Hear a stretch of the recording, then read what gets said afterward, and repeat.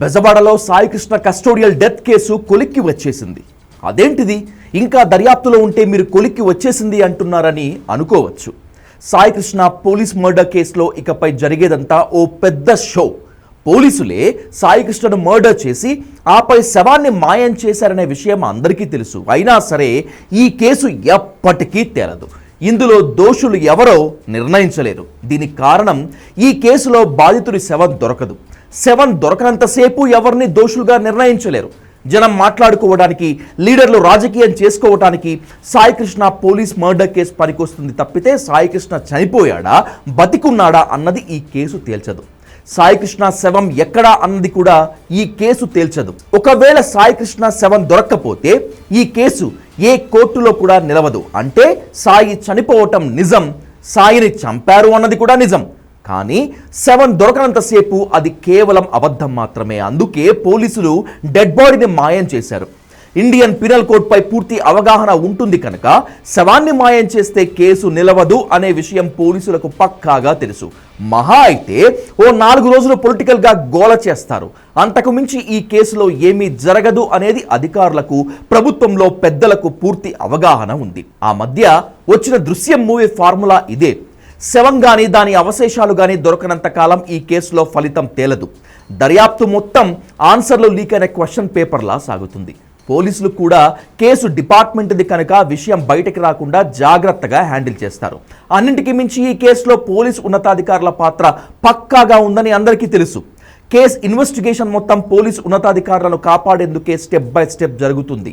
Case పెట్టి ఇన్ని రోజులైనా క్రైమ్కి కారకుడైన సిఐ నాగరాజును క్వశ్చన్ చేయలేదు. నాగరాజు నోరు విప్పితే ఏం జరుగుతుందో అనే భయంతో ఆ సిఐని స్క్రీన్ మీదకు తీసుకురాకుండా మొదటి 4 రోజులు ఇన్వెస్టిగేషన్ చేశారు. సిట్ పని ప్రారంభించిన తర్వాత సిఐ నాగరాజు హాజరయ్యాడు. అంటే కేసును నీరుగార్చడానికి సిఐకి 4 రోజుల సమయం ఇచ్చారు.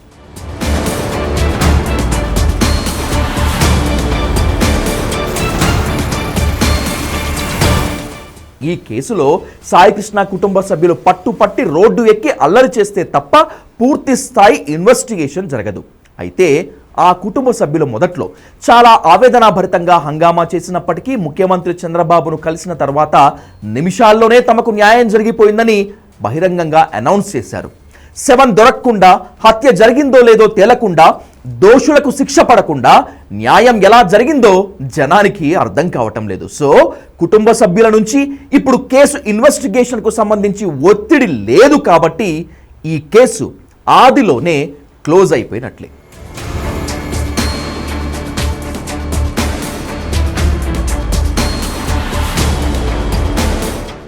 సాయికృష్ణది మర్డర్ కేసుగా పెట్టడంతోటే ఈ కేసు క్లోజ్ అయిపోయినట్లు. మొదట పోలీసులు సాయికృష్ణని మార్కాపురం నుంచి కృష్ణలంక పోలీస్ స్టేషన్కి తీసుకువచ్చాము, ఆ తర్వాత వదిలేశాము అని చెప్పారు. అంటే మొదట మ్యాన్ మిస్సింగ్ కేసు పెట్టి మనిషి కనపడటం లేదు కనుక అనుమానాస్పద కేసు పెట్టి చనిపోయాడు అని తెలిస్తే అప్పుడు మర్డర్ కేసు పెట్టాలి. కానీ పోలీసులు 302 కింద డైరెక్ట్గా మర్డర్ కేసు పెట్టేశారు. సెక్షన్ 302 ప్రకారం ఈ కేసులో ఖచ్చితంగా డెడ్ బాడీని చూపించాలి. కానీ ఎక్కడ శవం లేదు, శవం బూడిదైపోయింది. ఆ బూడిద కూడా ఉందా అంటే అది కూడా లేదు. సీసీ కెమెరాలు, వాటి ఆధారాలు కూడా ఎక్కడా దొరకటం లేదు. ఇక శ్మశానంలోనూ సీసీ కెమెరాలు లేవు. పోలీస్ స్టేషన్లో సీసీ కెమెరాలు లేవు. అంటే ఆధారాలు ఒక్కొక్కటిగా జారిపోతున్నాయని అర్థమవుతోంది. రేపు 29న పోలీసులు కోర్టుకు వివరణ ఇచ్చేస్తారు. ఇప్పటికే మర్డర్ కేసు పెట్టాము, అతను చనిపోయినట్లే అని తేల్చి కోర్టుకు చెప్పేస్తారు. దీంతో హెబియస్ కార్పస్ కేసు కూడా క్లోజ్ అయిపోతుంది. మొదట ఈ కేసులో శవం దొరకదు. సాయి డెడ్ బాడీని పోలీసులే తీసుకువచ్చి తగలబెట్టినట్లు ఆధారాలు దొరకవు.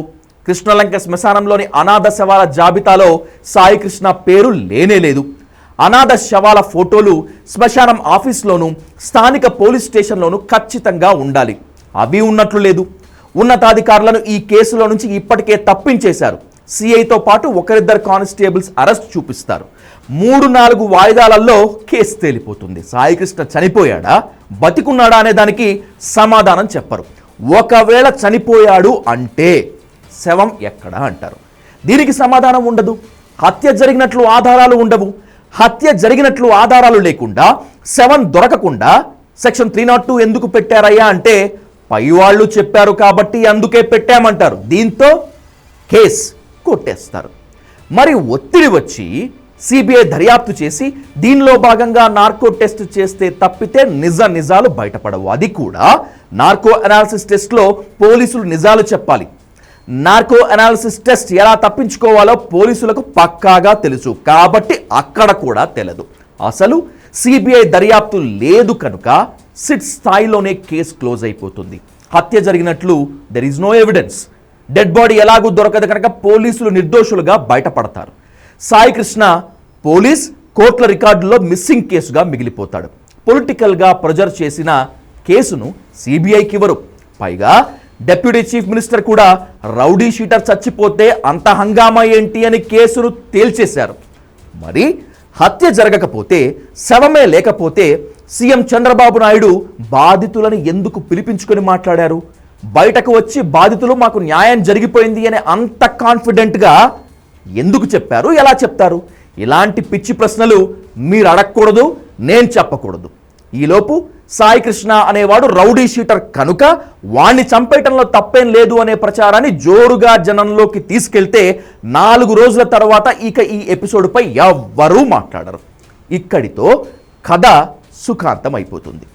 శ్రీశ్రీ అన్నట్లు న్యాయం తప్పకుండా ఈ దేశంలో గెలుస్తుంది, కానీ గెలిచేదంతా న్యాయం మాత్రం కాదు అన్నట్లు నిజం చెప్పడానికి సాయి కృష్ణ శవం లేదు కనుక పోలీసులు ఏం చెప్తే అదే ఇప్పుడు న్యాయం, నిజం.